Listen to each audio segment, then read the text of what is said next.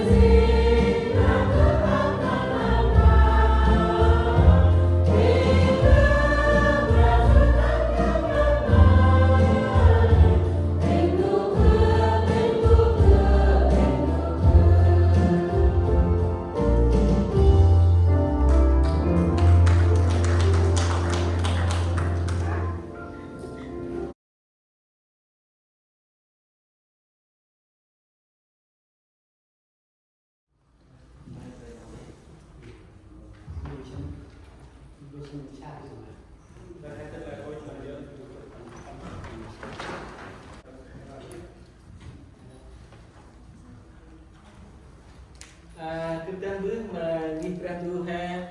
chỉ coi nằm đi mừng dù nan nằm ai kết thu he và bà kiếp và bà mơ hay là anh mà coi brand nằm bu bằng xin coi nằm đi bằng bà ca và coi brand đơn cứ họ giải phóng nên chỉ là bằng xin coi nằm đi nên cho nên tầm nằm xin chip ham cứ là tech là nằm xin chip ham hiện đi là brand của người từ kinh thánh thầm lặng 3 năm từ năm 98 của các lôi năm 2000 thì hiện kia là cụ tập lôi đi thì tập của các tổng kết theo nay chừng năm hiện đi tầm 3 năm tầm từ kinh thánh thầm lặng tôi lúc đấy chỉ biết là bằng ở đây nhá hiện biết xuân tu phong xuân san để chỉ cướp sao tầm bằng một cái cả một sư và bà cu này không ai thì hai tầng bây giờ tôi nằm đi bằng kia lòng đầu đại hàng bằng kia lòng kích dục cu bằng mỗi giờ ono behind nào mình không ai có hơi đằng sau phía sau hành rêu là chỉ ngon rêu hầm rêu sao tôi nằm đi còn đối với quân hồ bạn thì họ lại cái sao bây là cái sao của bạn là chỉ là bằng một cái đang một chi đang bây là mang được một cái này là hầm rêu chỉ ngon rêu bằng một cái bên mang được một cái này phục vụ người hành đi cái sao của bạn là đây cái sao nào bên du to là mình có lòng rộng rãi này rang du mô nó phát tốt được bằng rang du là to mà mình có lòng rộng rãi nên cái sao tầm quay làm đây thực đi là bằng tech là bằng tu tu đây là bằng tu này này là rang du chúng là bằng là tầm mắt tầm xa tại là cái này chỉ cái ba là rang du cái này là thì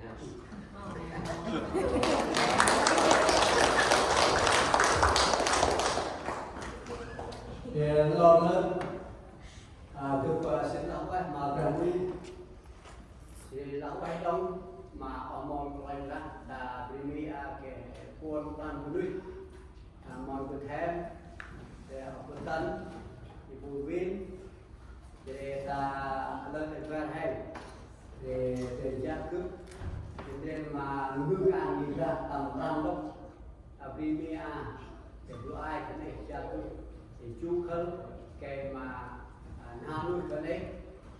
này cứ một cái nào đấy ốc cái là dân là chỉ có là làm chứng anh nào mình ăn về hàng mà cái đấy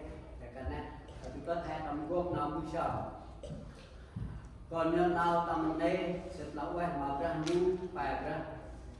còn mà anh nguyên mày nuôi con ta mà đi Việt Nam cái hàng tất cả Primia tôi rồi ra lão quen mà ra nu mà anh lên cái Luna đập bần ôi nó em tầm luôn North Carolina thì đôi chi cái hormone máy rằng béo có tấn ăn sọc cực tất tại cả nghiệp rằng máy cái nó cũng tấn đông cái nào tầm luôn cứ sờn dương băng mày tôi rằng là rằng máy ra nuôi mày mà tôi chết quỳnh mong thì nó luôn thành cái nào phải học tầm bần đặc biệt mày chung năm mấy người mày tên đây con so ra mắt mình còn hình đêm mà vùng vũ yết đồng vận động hình chơi tăng thì được ra hình đi khi mày mang năm nào tôi còn rằng mong là cũng nuôi sợ ở bên mai đó còn Jesus Christ cái này lão anh mà ra du thì lão anh sống mà họ còn là còn là tân ngân đông lúc em đây trường kỳ thanh tầm lắm nằm xin giúp mà han tất mà nằm với lại nằm ra thì hiện đây là cứng ban lại trên bằng vít ôm nên họ được mình bằng vít nên thì ta mà gặp tay còn tâm đấy cứ gọi là còn mà vít nên hiện nó mày đặc biệt là một cái đường máy của nó máy nó bằng ăn thìเราcần nuôi để hiện nay thì mình thấy tấm nặng đôi chi chúng ta nuôi cơ cùng gọi là có tân là hàng đầu tiên mình chỉ cực mỗi em đó đây chúng tôi có tân này cá thì phải ăn nếu nó có cái nuôi cực không ngờ dần là tấm mông tay một mặt dưới qua nuôi xuống mà chớ lục cán hoặc là Johan coi khi mà người còn đồ đầm hành đi thì một thì bước ở bên cạnh tôi là để nó lên muốn đi sang một mặt để là nó sai rồi tao mất một mặt tầm bằng ơn là nước khách biết không lo đi những lúc cũng ăn bằng ra sung sa mang là còn cái số ngay cái này thế nên là chúng tôi vận động tôi cần coi kỳ cái chụp ơi tôi năm A đấy là 6 đường dân là 77 tuổi đời một cái lớp của bài lớp đấy là mọi người hành để sao lại mình sao ta chạy khen ta đơn thức này thì ta hết đây đấy là còn hết là ôm ai bánh mà bánh món hàng sản phẩm sự là còn mình là đủ một cái bánh này hành đồ nguyên một cái ơn hành đồ rong từ hành đồ già này cái linh vâng chị vâng cái đó món gì này vì cứ ra đó là con nuôi không ai chơi con Sài Gòn cứ con đi hàng dài năm 2010 để con là chốt là thế chúng ta là chốt cái đấy hay là chốt 80 90 cái ốc bu quanh năm đây là mày một lần nhưng mà lương thì sức của nó là mình mạnh mẽ là mũi chừng bàn một đợt cái đấy nếu lúc ấy mình lưu thì nào ăn nào mình ở cái miệng hay cái cái nào mình đổ cái cái nào mình cái hôm qua cái nào này để vừa mà năm cây mươi để tập năm cây lắm để tập năm 80 tập năm 90 để tập màu vàng thì cứ một cái nào mình đưa cái cung cấp năm 2015 một sư Hồ Kim Hà mời dự lễ hội đồng 25 năm thành lập giờ hát Việt Nam Hoa Kỳ có đi một nhà trên phỏng vấn đã bị từ chối chúng tin nào để lúc ấy phân luôn tất cả ba năm trên đọc kết tại chương trình cũng không biết đâu còn để ở hồn hèn và là ở nâu hèn cô đức để mà trước còn một cần thì phải cha mai là hèn cha che ruby và là mù ru ruby lâu cực cái đấy lắm mà ăn nâu này còn là mù ru e cực ăn còn cực phải cực lắm thế rồi phần đu cực gọi chiến đã ở của tần nào cực ăn là cần báo cực kèm rất tuân lợi chúng tôi ở đây thì cứ lên trường mũi cho tài khoản thì tài khoản này tài khoản Việt Nam thêm 100 cho 200 triệu ngôi của mơ cho hàng đầu mình thêm cái đồng có một cái 200 triệu cái tài khoản Việt Nam này cùng bảo anh ông là kê tài từ 8.000 tới 10.000 đô hoặc là 20.000 đô trong tài khoản này thì cái về bên trên là Sài Gòn dân một sự vui bản thiết và là một sự cứ xuống và là từ dưới này sẽ đặt tài khoản hoặc ân một mai là 10.000 đô đến đâu chơi cũng lúc ân một khoản là bằng thì dân đấy có ân được 30 triệu nghiệp ra ân 40 triệu thì đi được về nào 30 triệu tập 100 dưới thì chúng lấy chút ta lo cái sứ quan Hoa Kỳ này để bóng huynh và một hôm kia nào luôn đó không để sử tay đủ để được ra đi vẫn là mong câu mà hành là gì vậy tức là ta đây cứ kể mòn tổ chức đại công viên nhà thờ được dự đại công viên nhà thờ cái chỗ này cũng ở đây rồi vâng mà ít xét không là màu ít xét thì thực ra vậy đây bằng đủ số một bằng mô để rất là dễ dàng rồi đến lúc ấy cần đủ thì người ta là kết quả visa này thì 10.000 đô cũng tất tại mà ngoài đây là Sài Gòn này thì 40 triệu bạc chúng ta cũng tất ra thì 30 triệu dân này cũng tất ra thì kalau chúng ta sắp trồng ra 50 triệu thì rồi đến là 52 triệu thì lúc ấy mình luôn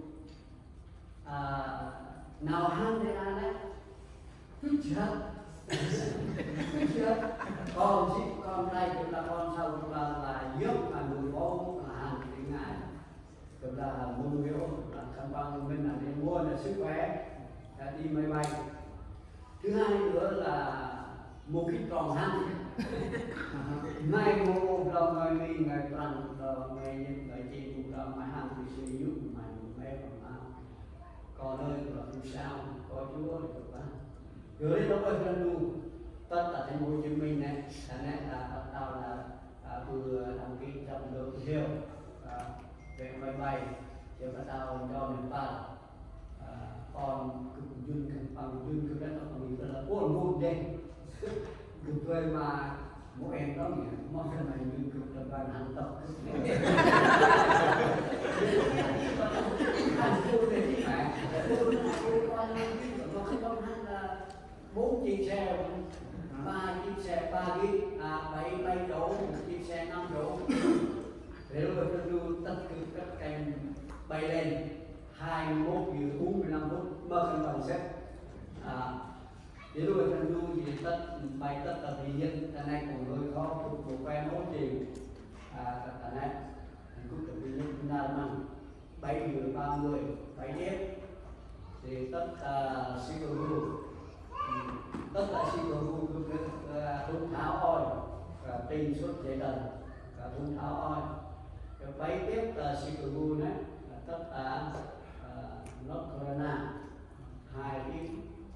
tất cả này thì trước tâm thì lúc đó luôn cái lúc xa thì nào ăn ra đấy chèn nào là đủ ích hè chung chít và mập của mình ba hai lớp một hệ thống cứ gọi cái này cứ phải đặt mặt ở nông nam này nè cứ phải đặt mặt cứ sao nhưng mà nó lại là nụ vì môi nông không do còn thôi thì nó là vì cái câu này đang cái ranu hay chìm rắn ranu harap chắc nè ok ranu này mà có khả năng kéo anh ingan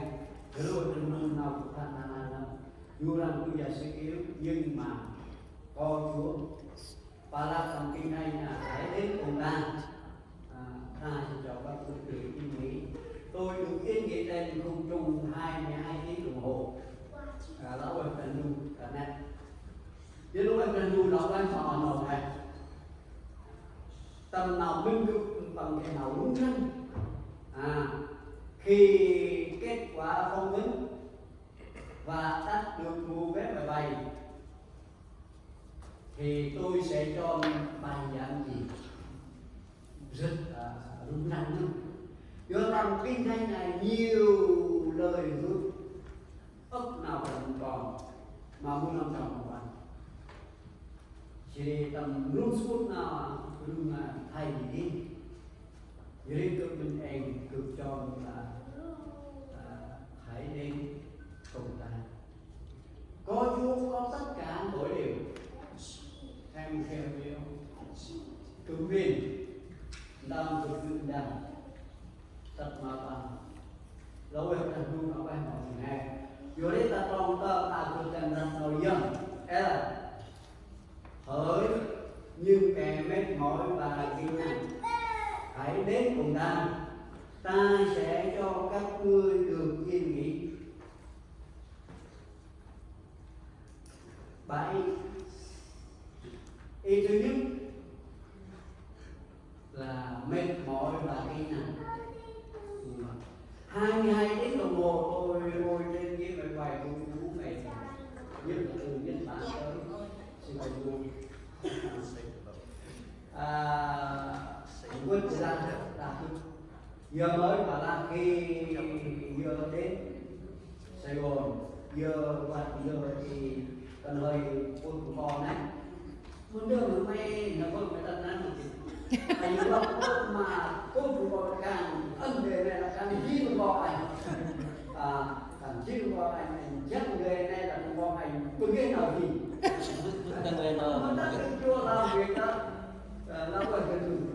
dưới bài này ra mà trực tiếp em biết mà dưới thì cái bên đây một liếc em lúc nào thì óc cho kemintaan gue cocok video đi dưới lúc em lên lưu hãy đến anh khanh em mày quét vào cướp tôi gì mình tên người Chúa đi đường Chúa mình đi đường mình chứ làm sao mình đi theo đường Chúa được hiểu không? Nhưng mà trong pháp luật thì thế nào là đúng là anh khanh em mày quét vào cướp dưới lý do gì mà phải là anh khanh em mày quét vào cướp giờ là cướp chỉ khởi đây hay chỉ trung vùng chỉ ốc từ năm 80 cho đến năm 2000 tới năm 91 cũng rất mệt thời gian đó. Từ năm 90 cho tới bà là càng khó thêm. Ở đâu đi, ra trung tâm trung mất tại chính hồi ấy thời kỳ phạm nặng, chính hồi ấy khó nhất là còn trân. Thì cái chuyện tôi giàu đủ mày tông o ngăn giờ hết ngăn dưới nó quay bên tôi là quay mà lên này dưới nó là hay là mua đâu người ta cướp quay ra là ta đấy người được yên nghỉ mong nào hay là người ta hai mình dưới nó quay bên tôi là quay mà lên ngồi tìm ra tâm nào dân thực và chỉ là Chúa kêu gọi những ai đến cùng Ngài, tức là đến để làm gì? Đến làm gì? Vì sao Ngài lại kêu gọi như vậy? Nhưng mà quan trọng có là chỉ ở cái gì nào? Nhưng mà quan trọng là anh Chúa nó có là anh sẽ phải bị được. Chứ không quan trọng là tại đây nào cũng có này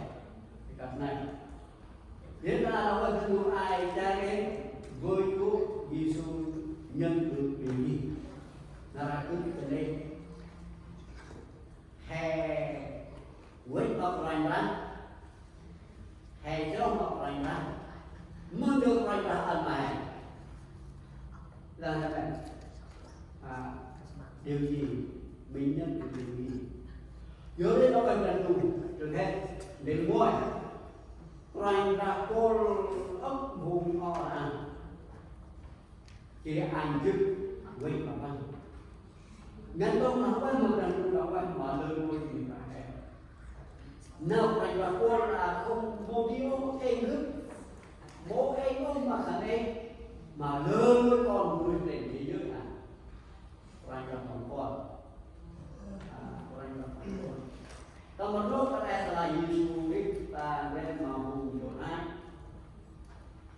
kẻ ông của Israel nhưng họ còn không bằng một quay là một ngày đấy vô ông con vui mong quay gặp bà là lời vui khẩn bắn ẩm đen mỗi cũng còn xe đi một lúc muốn làm bố có tâm vận còn xe bằng đưa ra có còn để phải vui đó là một cái điều Chúa kêu gọi kêu gọi anh là con dưới nó quên là Chúa là quen mà lần ngồi nhìn lại hẹn một lần đó ngày mai ở cái gì ở đây cái số đất bao nhiêu sang mà chúng ta tới đấy thì là ngày 16 tháng 6 năm 1946 tức là ngày sinh nhật cực đều buôn tơ bằng gì của lưng một kiểu còn là cực thôi một sư hành tất dày sải còn là hành tất ở đây chỉ bằng là con bình kèm sinh nhật như này chỉ bằng ra xuống xã lên này chỉ bằng chút tôi là gì này chút thế cái con cao đây hiện nay mà quanh về lại các cái năm trên quanh đây tạm thì còn mà dưới đến nó vậy cũng được sao là con tu cùng đây tu để tu na tiết họ bằng ra này đấy tu mấy thì tu ba được ở luôn cái là chưa em bằng cái mình hơi sao mà hai những cái này mà thì hết vì thêm bằng phút cả tròn này thế lúc ấy ta nu là quay mà đâu luôn chứ cái này nu là lớn nó còn vì bằng sự việc các nhà nào cho nó còn hè đi con còn chú ý xử lý thằng quay ra thế rồi thế nên là tôi chỉ cái này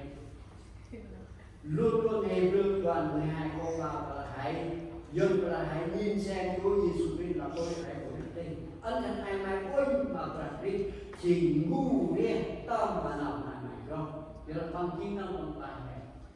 dưới tâm nào là người còn là phần con cứ chịu con cả đây nguy cơ như vậy chuyên chú rằng hãy cũng đi rằng đi úc thì Việt Nam với nhưng mà hãy cần dân là luôn luôn có Chúa ở cùng ở Nam nên trong tâm luôn xuống đi Gioan của nhúc ranh ra của bấm ranh ra của khép ranh ra là sẽ sửa ra mong nào ranh ra và kết luận cuối cùng và đây này ta này rồi là ngôi càn nung hình chi tiêu không đã tròn mọi việc đã tròn tức là nung chi tức là nào mà còn trải còn núi thế là tôi chỉ phải đi anh theo quý một lần tầm nào luôn tầm nào nuôi sớm tầm nào dương là phải đi thế lúc ấy tôi cái bên này cái nào người chỉ hết cái ăn trước cái tức là hè cho đào ra núi hay không hè đi tầm nào này vui muốn hè mùa hành muốn sớm hè mùa đông mùa sớm nó là hè mùa hành mùa sớm mùa đông chứ không tôi ta cực ta thì hay mùa sớm tay kết nào mà mùa sớm dưới đó là phần nhiều là quay mà lần rồi thì là hè thì lúc nào hè đây mà anh ai mai được dưới si cô hay quên hay gì chú hay vui tây ta nào phước mà làm được tất hai lớn hãy đến cùng ta nói một cách khác hãy tìm ta tìm một ra ra là anh chẳng ai mai quyết mà cứ mà cái chú nào mai anh chẳng ai chồng được tìm một chồng được giờ đây đâu anh trên buồn nào anh mà lên cùng nghe hay quên tâm trung xuống đi Gioan đã đây cái từ mà hãy đến cùng ta dần Gioan cô chiếc một ngồi còn về chiếc mà ăn còn về chiếc mà ăn thế hay sao tầm nào thành một người mong nào thành một người này ta đã hè đây mà thầy chưa cùng Đức Chúa Giêsu rằng là Chúa nếu Chúa có đây thì anh tôi không chết thằng gầm hiểu không mà đây là rành rắn là tớ là khen mày là nổ được một cái thế hay sao mà Giêsu bằng là trong cái chuyện mà làm Quran ra Giêsu thì nó là không nấu ai một hết hiểu không Lazarus là cái chuyện chưa được bài nào gì mà Quran ra là nấu ai một hết mà đây là tớ là cái mày là nấu được một hết nhưng mà cái nấu mà đây là Lazarus là cái bài nào rồi cũng tập một Giêsu là nấu ai một hết để mắt mà đây còn là mà bấy giờ tôi còn biết rằng mọi điều Ngài sẽ xin Đức Chúa Trời anh ban cho mà đây bà thánh hưng gọi là cứu kiếp tức là mày cũng nói mày cũng sao mà thành ân hậu của cái rất là cái điều hè cái tầm tròn về cái là rằng mong nào Giêsu cũng làm Giêsu lo là hết mà thầy Đức Giêsu Christ ra Giêsu ra Giêsu thì làm cướp chuyện nào đấy thì ngăn muốn nó cho mà cướp đó là bằng hết mà đi lâu được là nhiều hai đây phút nào hai đây mà Giêsu là ân khánh ai mày quyết mà cướp kia một mà thấy còn là khi mày đã nó đầu một hết nhưng có anh là lâu ai một hết mà thề vừng làm cha đông cực kích ta làm được mà làm được gì cái hai đây mà thề à đấy 50% kia làm cho mà làm cái gì 50% làm hành cho dari 50% kích na Giêsu gì ra luôn nằm cái nào đây là nào cái 50% cái nào đây nhưng mà Giêsu bằng một lá ôm là chung là được cái tầm nào nước đây con cùng cái tầm một và cái Giêsu của nó nói nhưng mà Giêsu mà thầy game rồi tức là mà thầy game rồi Giêsu là ân là sự gì dưới đó là sự đúng rồi và chính là ra đây còn ai sống và tin ta thì không thể chết người tin để độ chân mà thầy là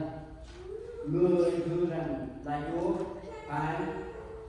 tôi tin Chúa là Đức Christ còn Đức Chúa Trời là đứng hàng sống lâu hơn là đủ tin một thầy tin cho mà Giêsu Christ nhưng mà là nó vui quá và tròn giữa hai cái tâm nào là một người Giêsu luôn để ta lúc một nó ai để mà thầy ai leo tất cả một môn tại đấy rồi nó con là sự được đi dưới đó là mình buồn lòng quan họ nồng này dưới hay sao phút nào hay đây mang ăn Giêsu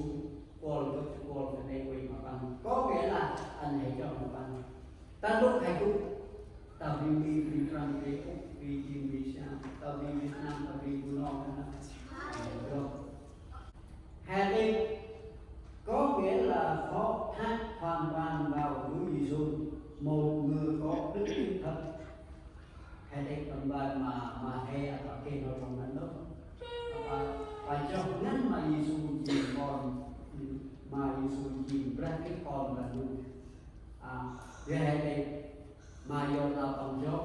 quay ra ăn nấu bằng thời gian kèm mà ăn uống khi tết mà đi mà đây là đấy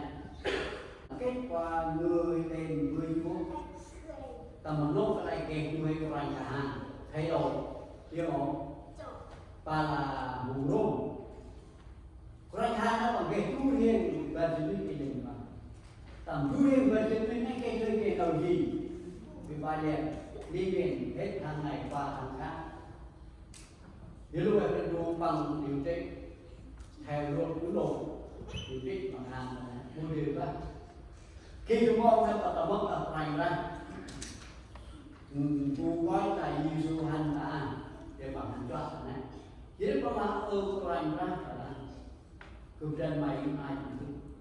cực chuyên viên điều trị cực cái hàng cái tầm gương là chúng ta bằng mày gạt bằng gạt mày ui mình chắc thì mà ta cũng tên ta nên tôi một cái hình một cái ốp quài để còn mày ở ba ta một cái thuế nào gì cực giá mày hàng tất tay này cực ta mày xong cứ ăn là gì cả được dưới hay sai ta lấy mục đích thì quay là một cái ốp quay hàng Giêsu quay là Giêsu để hàng cái này tăng tiền về mình đây dưới đây ta quay lên đúng nói Giêsu là tới đó một chút là cái hàng này nào gì nào đó nhưng mà ai không có anh ra hàng là đấy thì nào gì hàng này qua dưới đây hay sao ta không nào thành người mà cầu xin luôn luôn vùng con lan Israel cực mọi số người kể ở trong không ba người loài ngạn lâu hơn là luôn để đây mà thấy nâu bằng hết giờ nào bằng gió giờ nào bằng vốn loài ra để Giêsu con anh là sao được từ đi lâu luôn luôn thấy đôi là loài ngạn bằng cái nào gì giờ bằng gió mà Giêsu nhìn ra cái còn là đủ nằm cái nào đi rồi dưới Giêsu vui vẻ càng hãy đến có nghĩa là hãy tìm Chúa Giêsu Christ dần là anh thằng này quên có nghĩa là anh hãy cho mày chứ đôi phần cũng đâu mà cứ quý cứ han tất cả cứ về ở cứ bu kia mong vừa bin cha được tâm lần đầu lần cha được tâm thì bằng cái này làm đây mà chịu suy nó là đúng phải này cha được tâm na để mong thì coi làm đây mày ăn mai ta vừa lần ra ngày ngày là bu bin đi ngày cứ cái cú tập cũng cho cũng phải cũng đi cũng học cái hành tập chế bộ cho ta mất khả năng mong mong hành phần được vậy là mong mong hành cứ muốn thì tích quy rồi dưới đó em cần luôn làm quen hòa luôn rồi như là hãy kết lại đi đây là chốt ran mà bạn đã đi về bằng chìm ra Christ còn cần luôn nằm cái nào đi mà nằm họ ui xin nằm mình này mà thầy mà cả hàng người thay đổi tao mà nó quên tận luôn nó không có chuyện cái này nó ai hàng viên viên gì duy nhất là kết bản thân cái này thời tâm ước hay sai tâm mặc luôn lúc nào tầm bon thì yêu hàng bằng kinh ta tôi là bậc bút các bạn có thể là vừa sông bậc bút thì vừa ngào cũng lên nào đó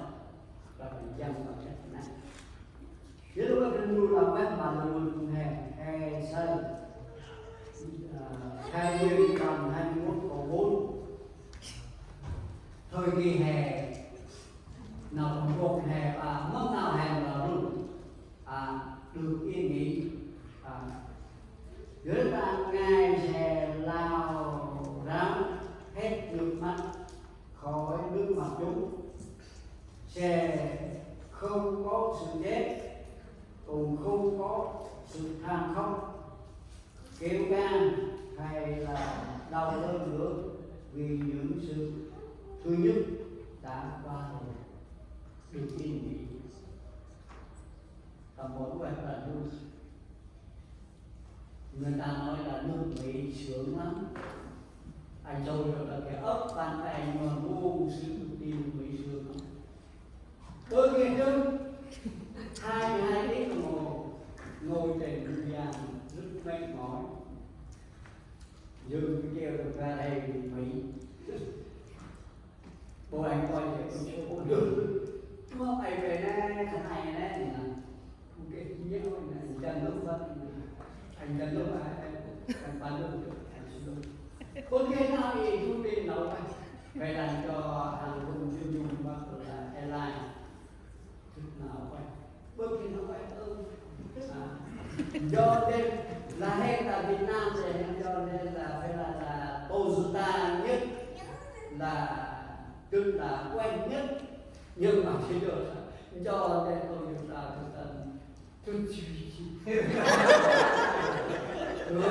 tôi cái nào vậy vậy là không biết đi ngầm cây nước về nước nào vậy anh cũng nhớ bây giờ không biết tôi là đâu tôi cái nào là bạn siêu hộ nhưng mà ở đây nước thị tràng là một cái là đủ rằng Yohan cô và đi mua con cái nào nó qua là một đi mua con tầm một là bố chỉ ngon bố chỉ tu hành ăn được bố cái nào là bố cái nào là nhà nhớ ta so với chân luôn là đi đúng có nghĩa là mình nào thì thì thường phải đến sớm với tôi nha để quên này cuối cùng bà lớn lý do mệt mỏi và kiệt sức nhà tôi thì là Luca đoàn 21 tròn một gà thịt ngồi trong răng tận đất thế là quý vị anh có đong trách cái mò anh làm trách bây giờ lý do mệt mỏi chỉ có hệ ở ra cái sức được mà khi con người đang ở giữa thời đại còn mình luôn vui các bạn cái thời đại là mừng nào thì kết sức thì mệt mỏi hè thì kinh nặng hè hai cái là mình đủ chỉ ngon chỉ cho luôn sao bằng chỉ cho rằng sẽ tay mình sẽ sử dụng luôn cái một bờn tức là cờn đôi kém dân là di lệ hoành hành bình tâm Covid-19 cái một thì món đồ đồng đồng đất lâm nang đô món đồ đồng nào cũng mang tâm gian món đồ đồng thì nó đây ở căn tâm ra phải gì ranh ra và là thân ra ui mà làm ta mừng vì chỉ mà lôi mũi tâm si của bạn tớ là phải chết luôn để nên con mình rồi tình tâm nghĩa là Chúa Giêsu Christ sẽ xảy ra nhưng mà Chúa Giêsu họ với con anh em quên cương mà còn ra bằng ra ăn được thì cái này hẹn là luôn cứ mang tâm rồi cần muốn con một sao ghi ta tại cái luôn và luôn luôn hành thế quên mặc lành ra quên không cần không cần cái này cũng ta vì mình là cái này kèm một cái luôn kèm một cái sao kèm một cái mang nào đấy kèm mong lành ra trong cái con ban nào ya anh hãy quên mặc lành ra mà anh hãy luôn cho mình lâu rồi khi con mà kể đôi lúc khi con ra hãy đọc văn cần này lâu rồi ta đu muốn con qua phân đoạn chúng ta hãy quên cười của con cần này thế thì cũng cần đi mong cũng làm này thì cũng là nặng nòi của đi xe không khí mà ở thì chúng ta không muốn làm mà phải học cùng mấy con mà ai thì tôi nghĩ chứ không Hàn Quốc Nam này mà rồi ngay mình vâng một cấp là thì tôi tới không người già thế này là mấy và vừa là cái này là người non người cao này là người mấy cái này ngờ cái này không người nhỏ do một phần là tổng vui sân và một nó quay phần là này quý em đơn độc này là nào em nào ta một bộ đi cần có Chúa luôn luôn đi theo hay là cần Chúa có ta lúc khe ba căn là công ty cần phải kêu đó quên mình là tăng vui của anh là gì thì cũng vừa là nào còn quân là ai thì đặc biệt là quân mà lớn của con mình thế giữa anh hè xin không hãy chọn gương nếu mà không con qua không đọc đi chân thì con sợ mang coi quán buông chiều hoặc 5 chiều cực ra ăn là Washington cái quê tự nhiên bằng là theo linh nào ra sẽ cứ mình thấy có làm lo là từ đây mai đi cho này là mau máy bay quay mà có hơn nữa là cho này không cần cứ bị là ẩm chi số hơn là từ khi từng dừng này để quả sự tần thì giờ nó vậy ta nên nó phải qua phân tập này nào giúp ra mù nào rong ra mù hay thì chúng ta tìm thành quan còn vô hè bằng giá hè quý mà bằng có nghĩa là bằng lại cho gơi mà cho mình né đi coi nào thì lúc ấy là lúc còn thì hãy quyết định bác sinh hoặc vài người đây hay là tìm đây chúng ta theo Ebola ta tìm một này với con và ban này cũng nắp tầng nào cho muốn nào đây mà đó là gì mỹ mai đây u mai đây ta mai đi tầng nào cho thì cô là tiền nên thông tin này cứ coi này thì phải thì có đời nói đi gì bằng tất cả thì mỹ bằng thì u bằng đây bằng kể một con để tất thì cô truyền ngàn cái này đấy thì bao tiêu lên từ này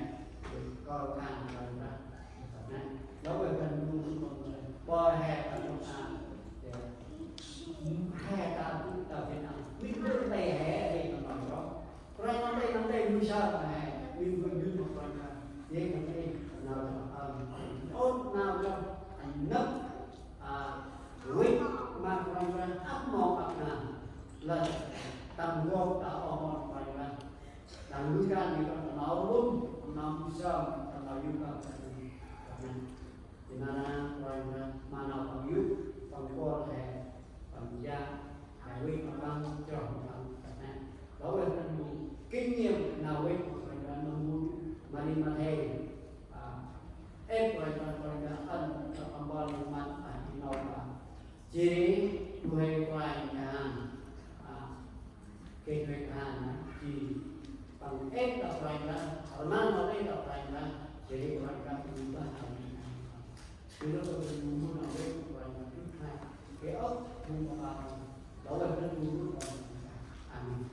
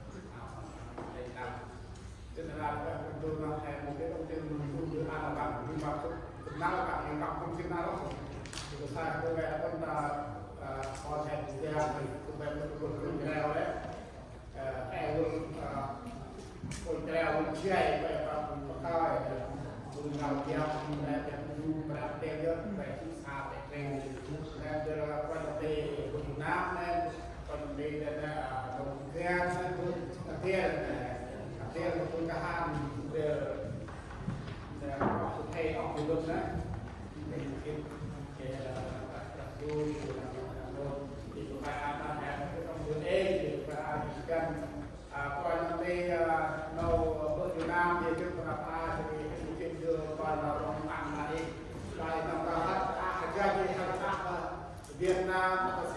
các xe gro với đồng tâm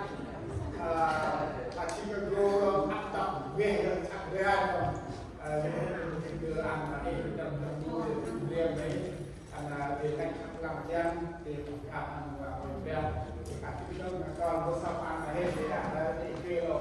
nhưng mà phải đưa ăn mặc đưa mà ra thì sản này cái ông đưa thì làm công cái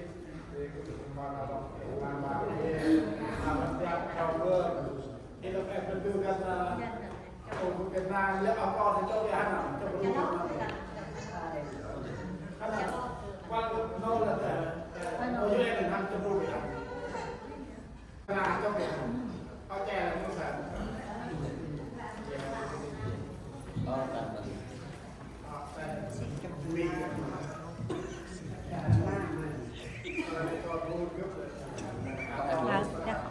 chót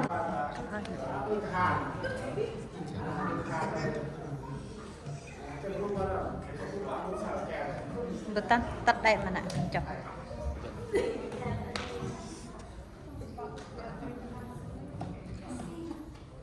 Okay.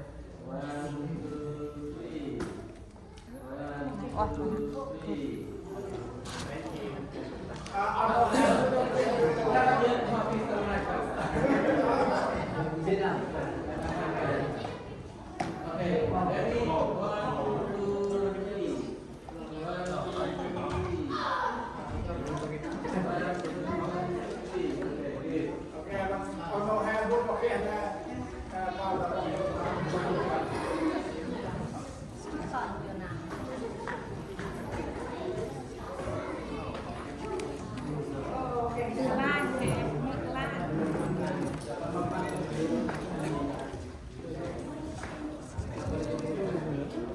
một lão hơn rồi mà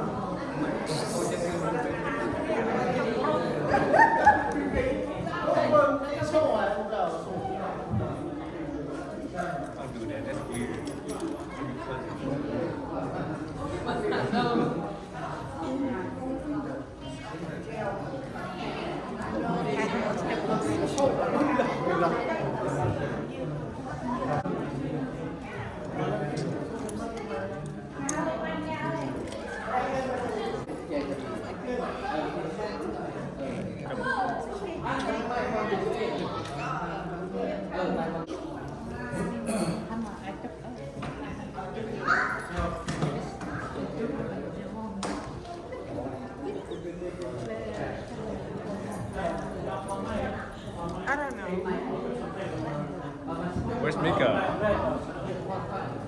Does Mika say he coming? What is he calling?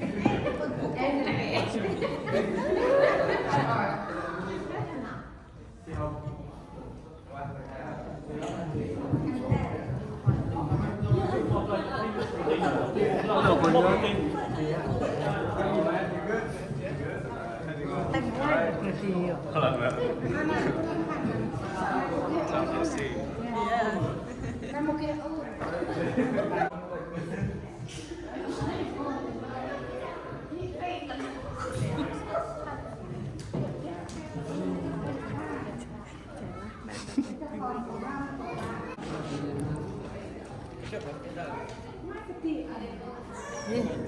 em không bỏ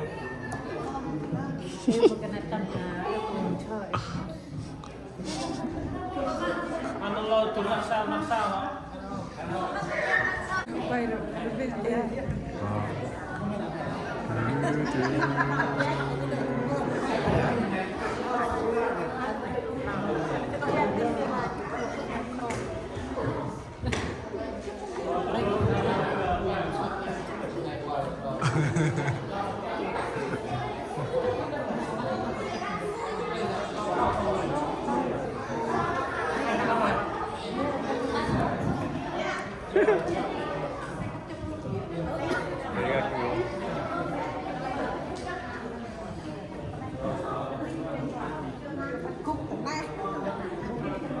Không là tao rất chỉnh.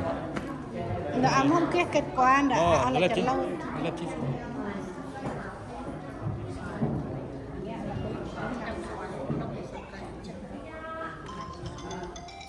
hạt lép hòn này hả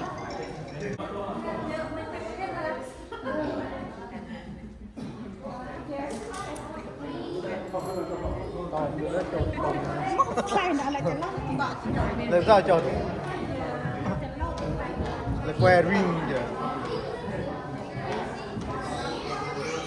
Tí với tấm nẹo. Hát lắm đẹp.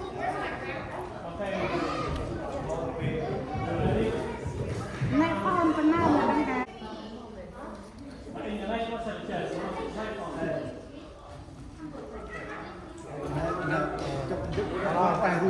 Đức lắm hả? Các bạn biết rồi. Anak kurang anak kurang. Sọc canh của mình.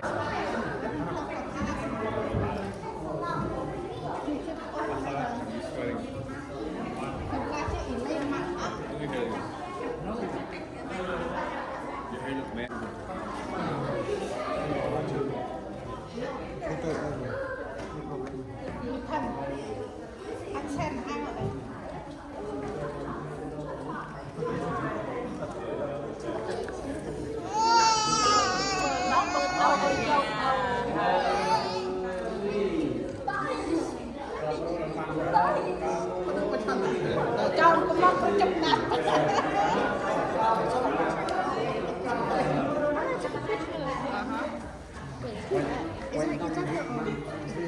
Wait, now your turn.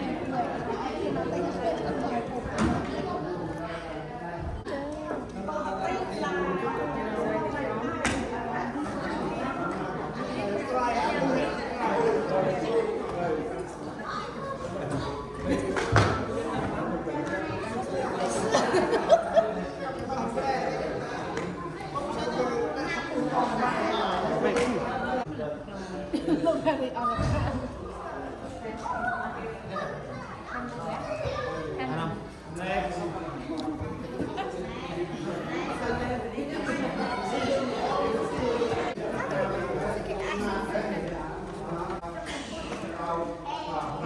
Good job, girl. That was amazing. Good job. You sing great. Wow. Yes.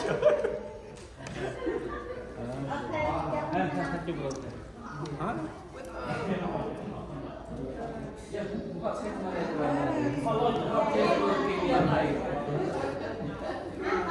Again?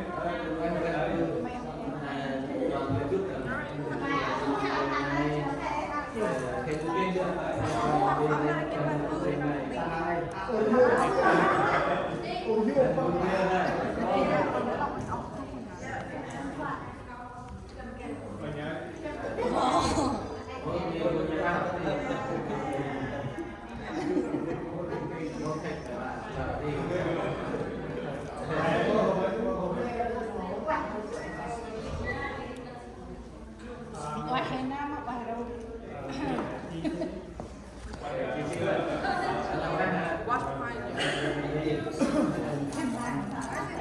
What camera?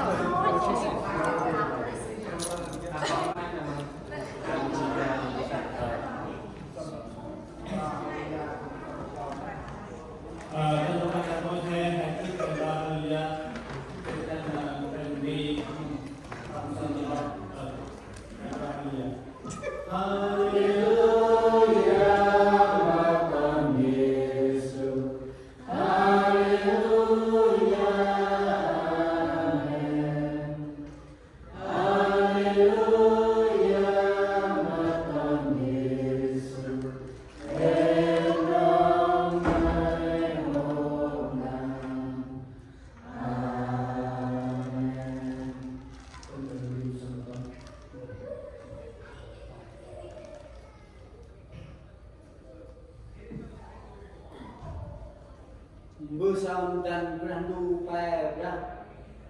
dan nong ta brandu mưa dan nau yu ta brandu bon nào nó tầm quốc nào nước viên nào ọt mơ ta brandu quay mày rung đen nghiêm ra dục giang của nó em ta kèm với ta tham gia chất la mà rồi Ano hen song sa Chihrbun Narana kih now lay dang sing lay happy Father Day.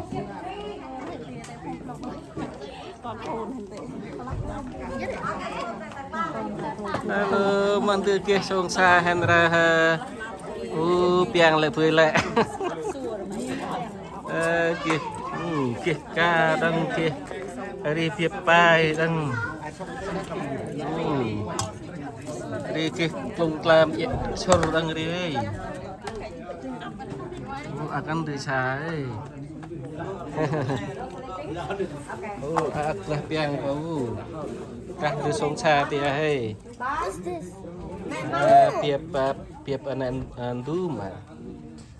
piep pu ti đăng piep pu akan piep vào là đi bờ vào hiện song cha đi ok sa bơm coi năm đi hả đi coi năm đi Việt Nam hả ủa thân nó dụ hả nông chỉ có sẽ biết ok nhưng mà không có